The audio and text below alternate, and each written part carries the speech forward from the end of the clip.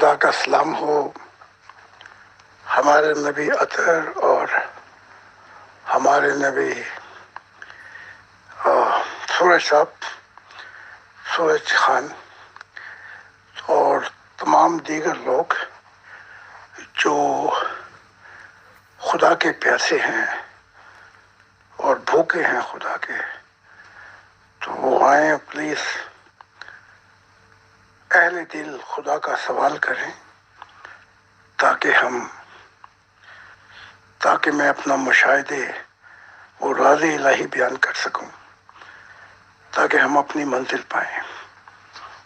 تو میں آگے ہوں، جب چاہے عطا صاحب شروع کریں۔ جناب مسیح زمان اللہ کے دل، آج کے دور کے نئے آدم حضرت زاہد خان علیہ السلام، آپ پر خدا کی سلامتی۔ آج کے اس سوال و جواب کی تقریب میں ہمارے پروگرام سچے لمحات خدا کے ساتھ میں ہم آپ کا استقبال کرتے ہیں، آپ کو خوش آمدید کہتے ہیں۔ ہمارے ایڈمن ٹیم اور جناب پیغمبر خدا سورج خان صاحب۔ جی حضور، ہمارے آج کے پروگرام کا پہلا سوال ہے، ایک ممبر فرماتے ہیں جناب زاہد خان صاحب، اسلام یا کسی بھی مذہب پہ ایمان کیسے لایا جاتا ہے؟ کیا علی، ابو بکر، عثمان، عمر، خدیجہ، بلال، اویس کرنی یا دیگر صحابیوں یا نبی محمد رسول اللہ کی ازواج میں سے کسی نے آپ کو روح کی دنیا میں اس کی اصل وجہ یا ایک بھی انسپریشن بیان کی کہ ان سب میں سے ہر شخص نے مذہب اسلام کو کیوں قبول کیا، اور مذہب اسلام کی کس بات نے انہیں مذہب اسلام کو قبول کرنے پہ متاثر کیا، تاکہ وہی وجہ آج کی انسانیت بھی جان سکے؟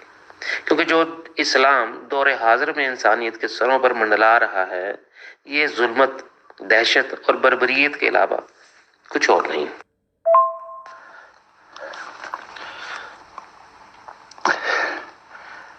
چونکہ عائشہ مجھے روح کی دنیا میں ظاہر کہتی ہیں اور کہا کہ مجھے عائشہ کہا کرو، تو عائشہ تو کے پاس کوئی الٹرنیٹیو چوائس نہیں تھی، کیونکہ اس کے والد ابو بکر پہلے اسلام قبول کر چکے تھے۔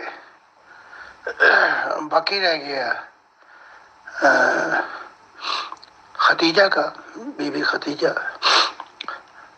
وہ بھی ان کی بیوی تھی، لہذا جو قریب کے لوگ تھے، اور بی بی خدیجہ نے دیکھا تھا کہ یہ ان کے لیے کام بھی کرتے تھے، تو ان سے اولاد بھی ہوئی تھی، لیکن وہ وفات پا گئے، تو قربت کی وجہ سے قبول کیا۔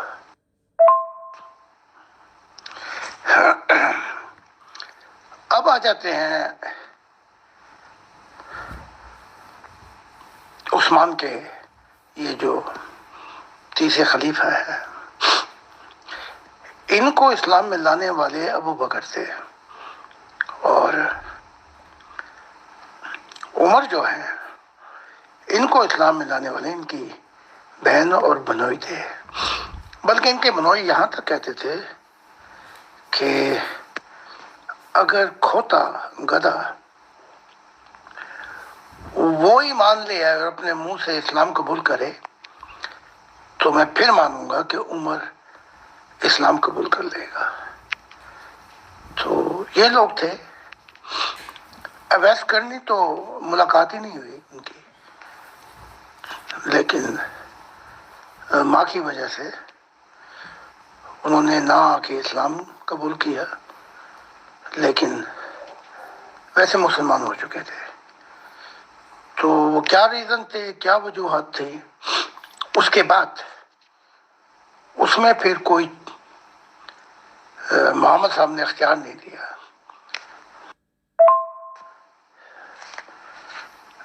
اہل مکہ کو بھی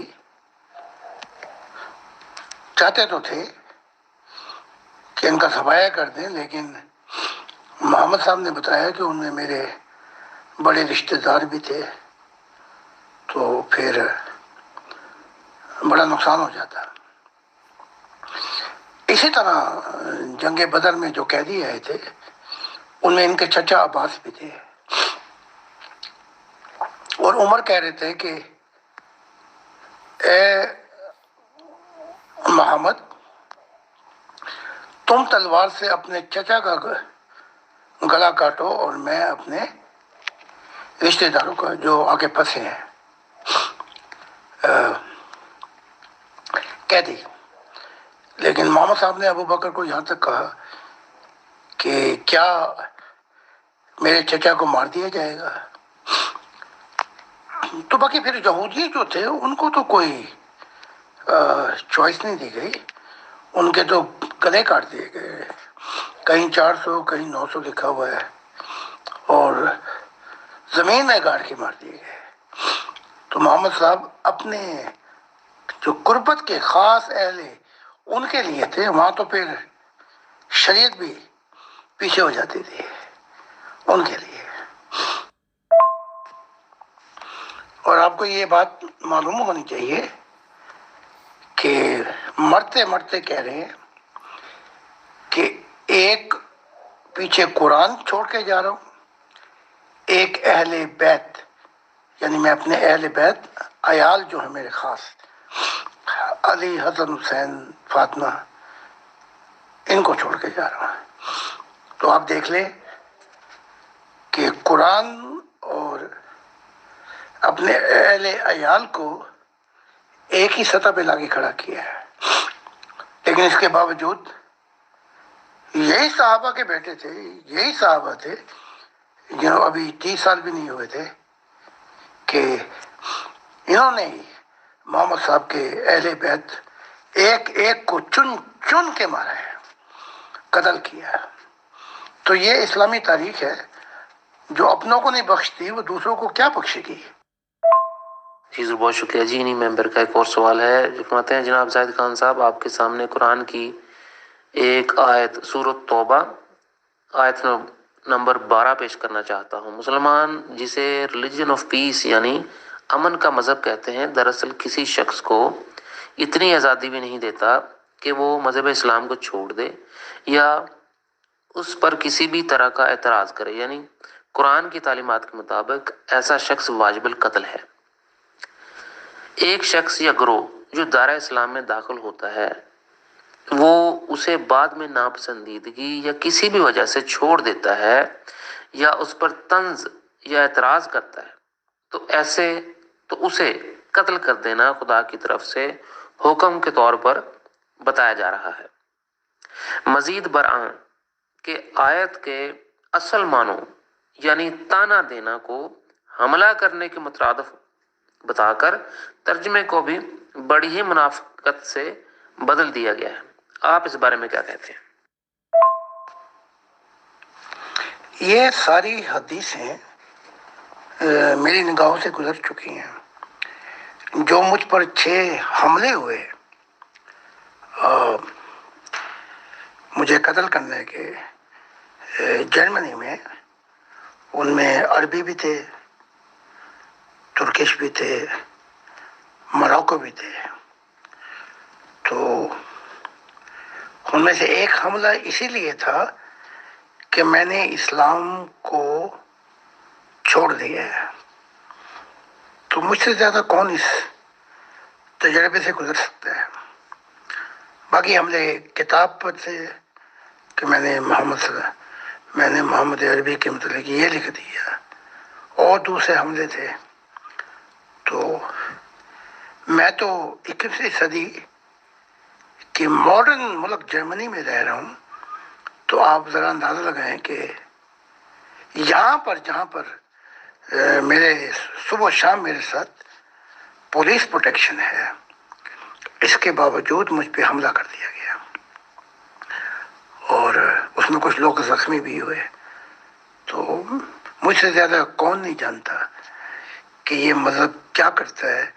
جب اس مذہب سے کوئی نکلے تو اس کو واجب القتل، بلکہ حدیثیں بھی ہیں کہ صحابی کہہ رہا ہے کہ میں نہیں بیٹھوں گا جب تک یہ عشق کو قتل نہ کر دیا جائے جو اسلام سے ہٹا ہے.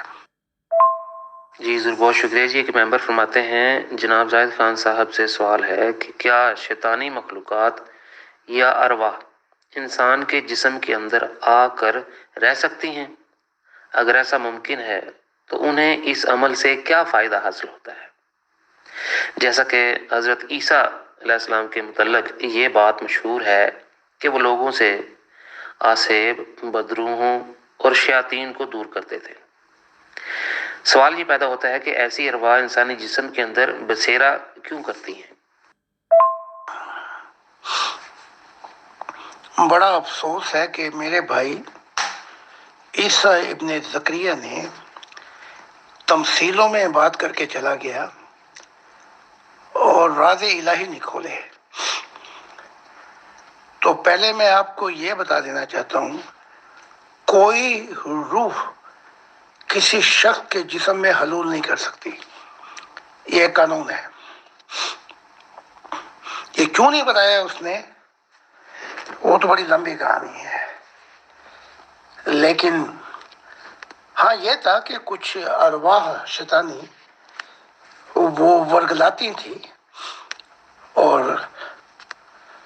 لوگوں کو بیمار کر دیتی تھی، اور جو لوگ جادو یا شیطان تھے ان پہ مسلط ہو جاتی تھی۔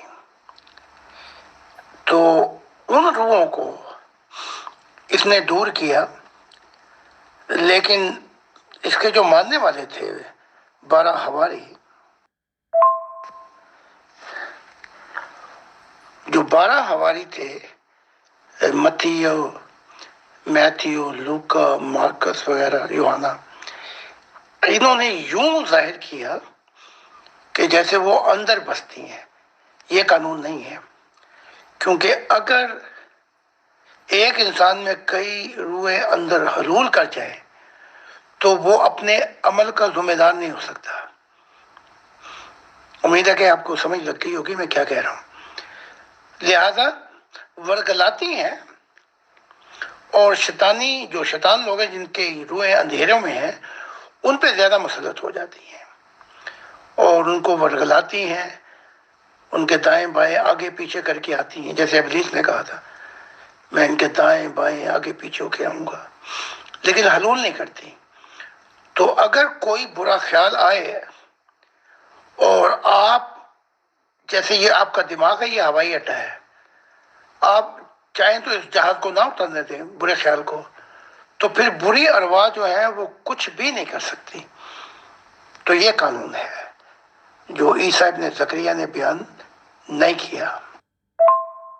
جی ضرور، بہت شکریہ جی۔ ایک ممبر فرماتے ہیں زاہد خان صاحب، مذاہب کی تاریخ میں دیکھا جائے تو ہر الہامی کتاب اور تقریباً ہر چنی ہوئی قوم کو وعدے کی سرزمین کی طرف بھیجا گیا ہے۔ یہ وعدہ شدہ سرزمین کیا ہوتی ہے اور اس طرح سے مختلف اقوام کو چننے کا کیا مقصد ہوتا ہے؟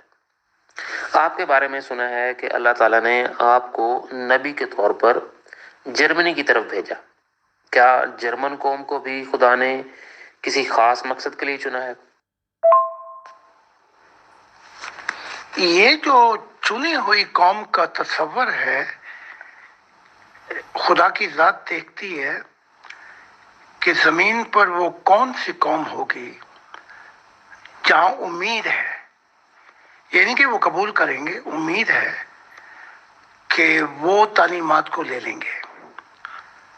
تو ابراہیم کے وقت میں کینان تھا، پھر جب عیسیٰ کا دور آیا تو اسے کہا تھا کہ روم کی طرف چلا جائے۔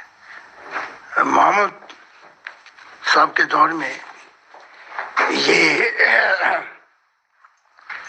عرب مکہ کو چنا گیا تھا اور مدینے کو، تو میرے دور میں جرمنی کو چنا گیا ہے۔ تو خدا کی ذات دیکھتی ہے، خدا کی ذات دیکھتی ہے کہ وہ کون سی قوم ہے جو اس پیغام کو قبول کر لے گی، پوٹینشل دیکھی جاتی ہے۔ لہذا چنی ہوئی قوم سے مراد یہ ہے لیکن چنی ہوئی قوم سے مراد یہ نہیں ہے کہ وہ واقعتاً تعلیمات کو قبول کر لیں گے. اب مجھے آدھی صدی سے زیادہ ہو گیا ہے جرمنی میں اینڈ یورپ میں، اور بہت ہزاروں تو ہیں یورپ میں، لیکن جو ایمان لے کے ہیں بہت کم ہیں آدھی صدی میں. اب یہ تعلیمات جو ہے دوسرے ملکوں میں جا رہی ہیں، تو اس سے پتہ لگتا ہے کہ خدا دیکھتا ہے کہ جب چنی قوم کی طرف وہ اکثر اسٹرینجر ہوتی ہیں، اجنبی، جس سے جان بچ جاتی ہے. جیسے ابراہیم کی جان بچ گئی، اور عیسیٰ کو کہا کہ تھا روم کا قانون تھا کہ وہ مذہب کے نام پر کسی کو قتل نہیں کرتے تھے. اور آپ دیکھیں کہ اگر میں پاکستان میں ہوتا تو مجھے کبھی کا مار کے دفنا دیا ہوتا، تو خدا نے کہ میرے مسیح کی حفاظت ہو سکے تو مجھے ایسی قوموں میں بھیجا جہاں پہ مذہب کی آزادی ہے. تو یہ سب چیز کو دیکھ کر خدا کی ذات چنتی ہے. جی ضرور، بہت شکریہ جی. ایک ممبر فرماتے ہیں حضرت زاہد خان صاحب، آپ کی تعلیمات سے پتہ چلا کہ روح کی دنیا میں ہمارے اصل ماں باپ کوئی اور تھے، ان سے پہلے کوئی اور ان سے پہلے اور اس سے پہلے اور. کیا ایک روحانی دنیا میں انسانی روح بار بار پیدا ہوتی ہے اور پھر اسے بار بار موت آ جاتی ہے؟ اگر ایسا ہے تو اس بات کی اصل حقیقت کیا ہے؟ نہیں، آپ نے غلط سمجھا ہے اس تصور کو. روح ایک دفعہ آتی ہے جسم کے اندر. ہاں یہ ہے کہ ہم خربوں بلکہ ظاہری کائنات سے پہلے ارواح مختلف جہانوں میں رہتی رہی ہیں، یہ ہے. لیکن جسم کی اس لیے دیا گیا تھا، ظاہری کائنات بعد میں بنائی، اور جسم اس لیے دیا گیا تھا کہ ارواح ترقی کرنے کے لیے خربوں سال بلکہ نامعلوم وقت لگتا تھا. تو جسم سے رفتار تیز کی گئی تھی. تو امید ہے آپ سمجھ گئے ہوں گے. تو روح بار بار پیدا نہیں ہوتی اس زمین پر. تو اصل حقیقت جو ہے، کیونکہ ہم مختلف روحوں کی دنیا میں رہے، تو جیسے ایڈاپشن نہیں ہوتی، بیٹا بنا لینا یا بیٹی، تو ہم مختلف جگہوں پہ ہمیں اس جہانوں میں ارواح کے والدین بھی ملے. لیکن یہ سلسلہ چلتا چلتا جب جاتا ہے پیچھے کی طرف، تو اصل والدین خدا کی ذات ہے ہم سب کا. لیکن یہ کہ والدین جیسا دل ہم پائے، اس کے لیے روح کی دنیا میں ایسا ہو گیا ہے کہ ہم کبھی کہیں تھے، کبھی کہیں تھے، کبھی کہیں تھے. پھر ہماری یادداشتیں چلی گئیں، تو پھر ہمیں شعوری طور پر کسی والدین کی ضرورت پڑی. لیکن یہ سلسلہ خدا پہ ختم ہوتا ہے. جی بہت شکریہ جی. ایک ممبر فرماتے ہیں خان صاحب سے سوال ہے کہ مجھے اکثر خواب بے رنگ دکھائی دیتے ہیں. ہر چیز پوری طرح سے پہچان میں ہونے کے ساتھ ساتھ مجھے میرے سارے خواب پوری طرح سے یاد بھی رہتے ہیں، لیکن ان خوابوں کا کوئی رنگ نہیں ہوتا، اور نہ ہی اس وقت یہ عجیب محسوس ہوتا ہے. پھر بھی ایک سوال ہے جو آپ سے پوچھنا چاہ رہا ہوں کہ ایسے بلیک اینڈ وائٹ خوابوں کی کیا وجہ ہو سکتی ہے؟ پہلے میں آپ کو تھوڑی سی تشریح کر دیتا ہوں. ایک خواب تو ہیں جو ہم روزانہ جو کام کرتے ہیں، لوگوں سے ملتے ہیں، ان کا اثر ہو جاتا ہے. یہ خوابوں کی کوئی حقیقت نہیں ہے، ان بے رنگ خوابوں کی. دوسرے جو ہیں وہ بری ارواح خواب میں اثر ڈالتی ہیں وہ ان پہ ڈالتی ہیں جن کے اوپر جن کی روحیں کالی ہیں، تو ڈر خوف پیدا کر دیتی ہے۔ تیسرے جو ہے وہ خوشخبری ہے ان ارواح کے لیے جو ارواح نور میں ہیں، تو خدا کی ذات انہیں خوشخبری دیتی ہے اور بتاتی ہے۔ اب یہ بلیک اینڈ وائٹ خوابوں کی حقیقت یہ ہے کہ میں اگلی اس میں بات کرتا ہوں۔ خوابوں کی جو بنیاد ہے وہ انسانی روح کے اندھیرے اور روشنی کے درمیان میں ہے۔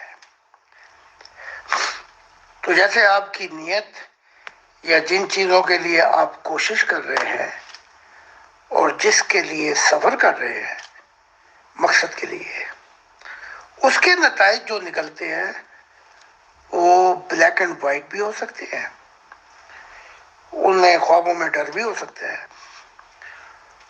اور ان خوابوں کے اندر پیغام بھی ہے اور ہدایت بھی ہے۔ تو یہ وہ ہے۔ اب کیونکہ اکثر لوگ جو ہے تمیز نہیں کر پاتے تو وہ سب کچھ کوتے کو اور گھوڑے کو ایک ہی ٹانگ سے ہانکنا شروع کر دیتے ہیں۔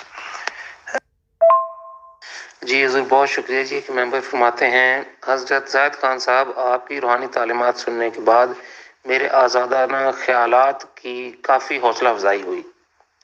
میں صرف اتنا جاننا چاہتا ہوں کہ جیسے ہم اپنے دوستوں، اپنے پیاروں یا اپنے من چاہے کسی بھی شخص کے لیے من چاہی فینٹسی یا یادیں بننے لگتے ہیں، جیسے اچھے اچھے شاندار ملبوسات میں دیکھنا، خوبصورت شاندار یادگار تفریحی مقامات پر دیکھنا، ہنسنا، کھیلنا، گانا، گنگنانا، کھانا پینا وغیرہ وغیرہ۔ کیا اللہ تعالیٰ یعنی ایک عظیم ذات کے متعلق ایسے عام خیالات سوچنا جائز ہے؟ بھائی یہ سوچنے کی آزادی جو ہے یہ تو خدا نے دی ہے، تو اب جہاں تک چاہیں سوچیں،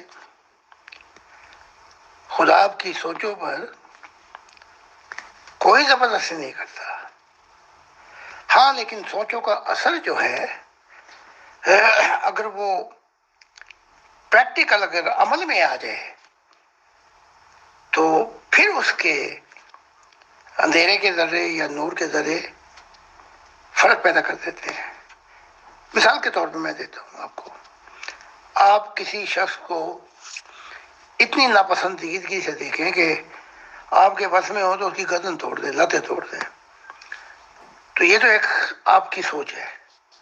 لیکن جب تک آپ عملی جامہ نہیں پہناتے اس چیز کو تو وہ گناہ آپ پر لاگو نہیں ہو سکتا۔ تو یہ سوچ جو ہے یا کوئی اچھی سوچ ہو لیکن آپ اس کو عملی جامہ نہیں پہناتے، عمل نہیں کرتے، تو وہ سوچ جو ہے وہ اس کے اندر جو ہے، اس سوچ کے اندر وہ تبدیل بھی ہو سکتی سوچ۔ ہاں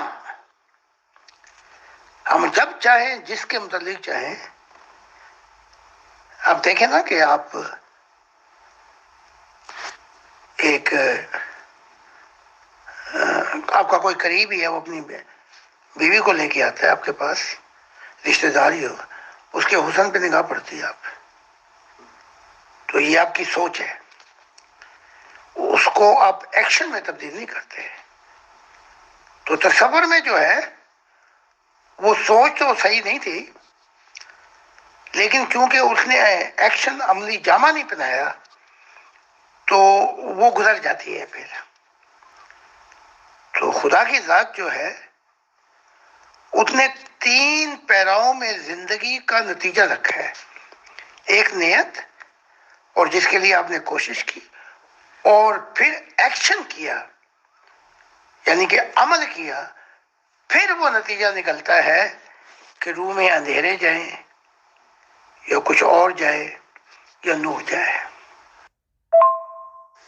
عزیز بہت شکریہ جی. ایک ممبر فرماتے ہیں جناب جیسا کہ آپ جانتے ہیں کہ علاؤالدین خلجی کے ایک حملے میں ہندوستان کی ایک راجپوت ریاست چتوڑ کی رانی پدماوتی اور اس کی سبھی داسیوں نے اپنی عصمت کو بچانے کے لیے آگ میں کود کر اپنی جان لے لی.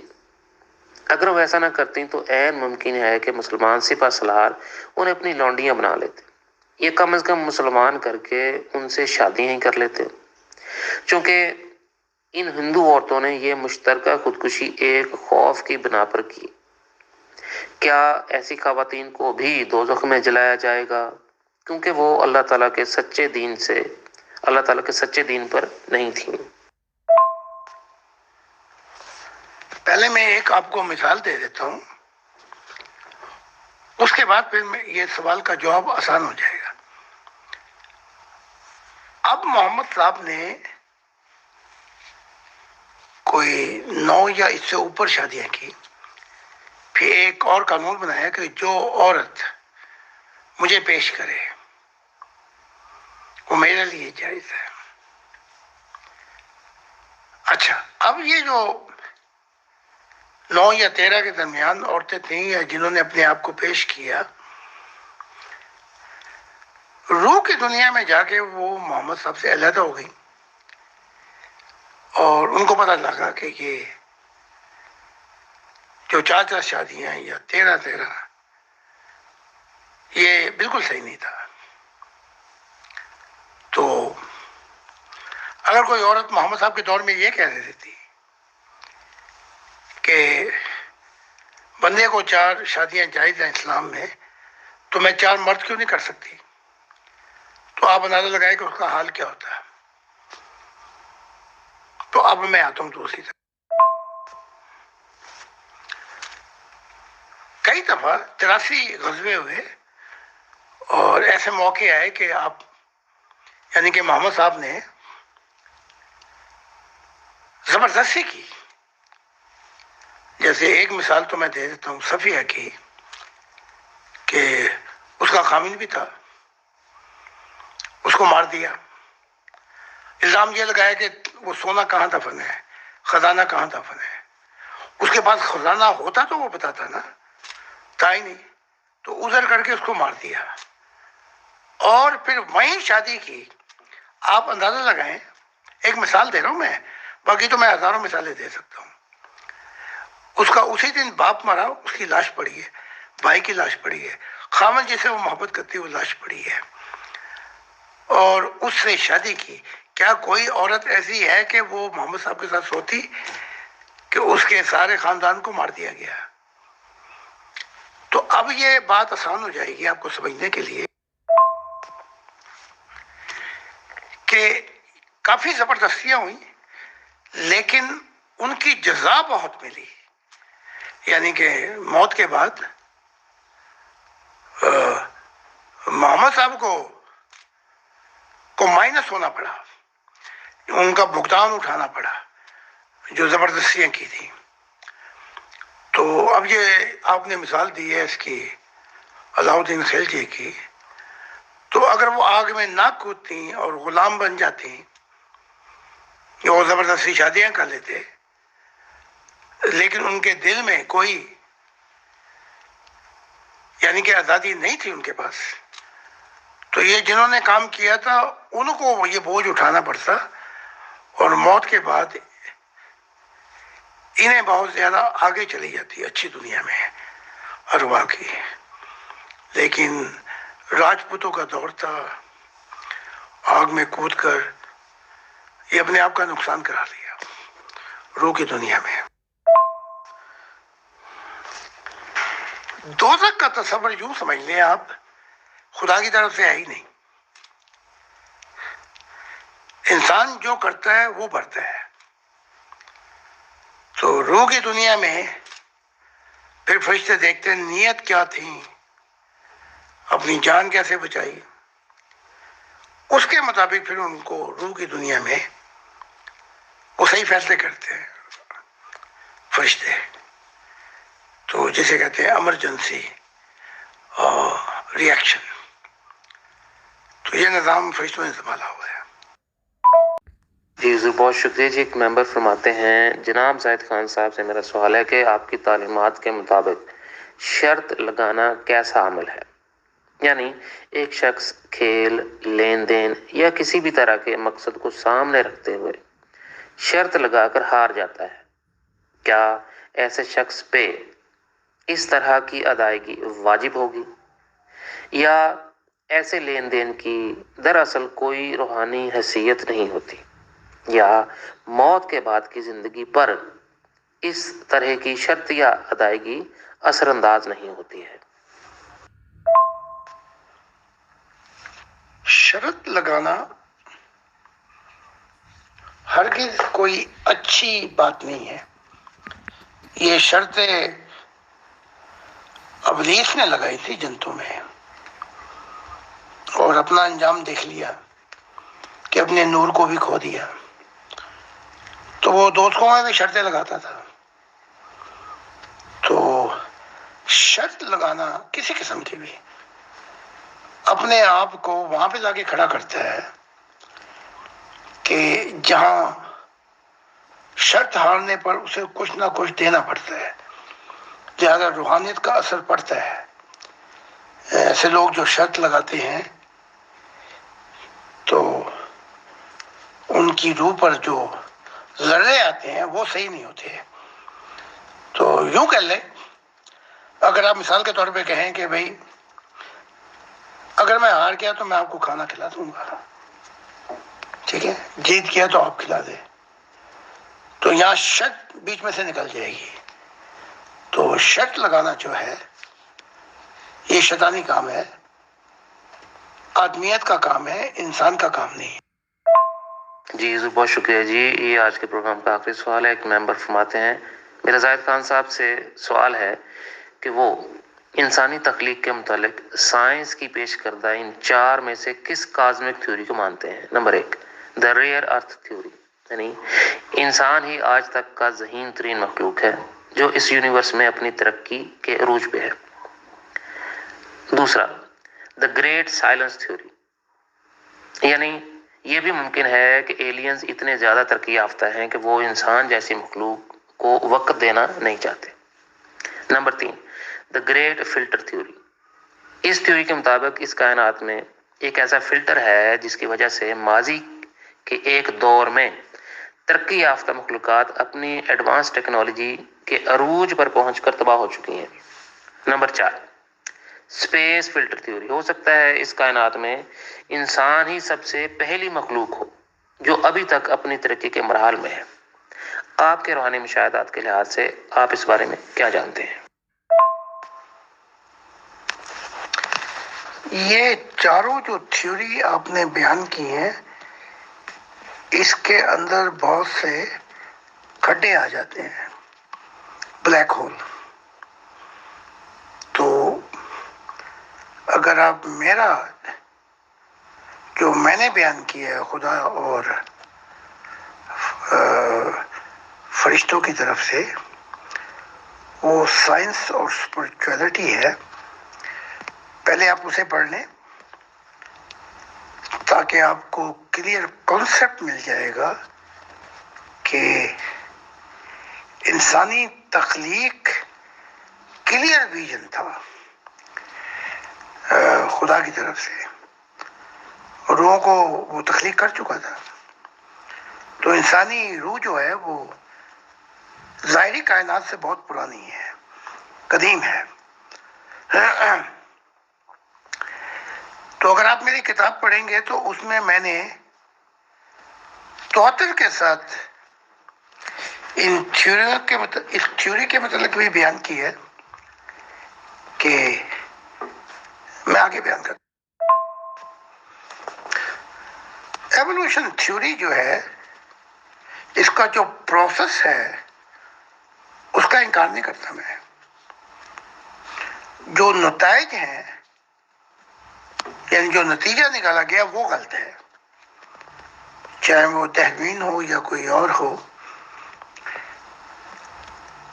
تو کیونکہ دماغی لوگ جو ہیں کہیں نہ کہیں وہ کیا کہتے ہیں، ان کو اندھا کہا جاتا ہے. جیسے آئنسٹائن کہتا ہے کہ مذہب سائنس کے بغیر لنگڑا ہے اور سائنس مذہب کے بغیر اندھی ہے، میں کہتا ہوں یہ دونوں اندھے ہیں، سائنس بھی اندھی ہے اور مذہب بھی اندھا ہے، اور دو اندھے ایک دوسرے کو راہ دکھائیں تو دونوں گڑھے میں جا گریں گے۔ ہاں یہ صحیح ہے کہ اس سے پہلے ڈسٹرکشن ہو چکی ہیں، حتیٰ کہ میں نے سفر کیا ہے ڈینوسوریا کے دور میں، اس سے پہلے بھی انسانیت تھی، لیکن سائنس ابھی تک یہاں پہنچی ہے، اس کے بعد انسانیت ارتقا ہوتا ہے، یہ صحیح نہیں ہے۔ تو مہربانی کر کے آپ میری کتاب پڑھیں پہلے، تاکہ آپ کو فرق محسوس ہو، یا فرق آپ اس میں کر سکیں۔ جناب مسیح زمانہ، اللہ کے دل، آج کے دور کے نئے آدم حضرت زاہد خان علیہ السلام، آپ کی اس تشریف آوری اور روحانی رہنمائی اور قیمتی وقت کے لیے ہم تہ دل سے شکر گزار ہیں۔ ہماری ایڈمن ٹیم اور پیغمبر خدا جناب سورج خان صاحب، سبھی ممبران سے اگلے پروگرام میں معینہ وقت پہ دوبارہ ملاقات ہوگی۔ آپ سب پر خدا کی سلامتی۔ ان تمام لوگوں پر جنہوں نے سوالات کیے، اور سوالات جو ہے یہ روحانیت کی بنیاد ہے، اگر اس کے اندر انسان کا جو نشانہ وہ خدا کی ذات بن جائے۔ یہ جتنے سوالات ہوئے، جب انسان روحانی ہو جاتا ہے تو اسے جوابات خود ہی ملنا شروع ہو جاتے ہیں۔ بہرحال سب کا بہت بہت شکریہ۔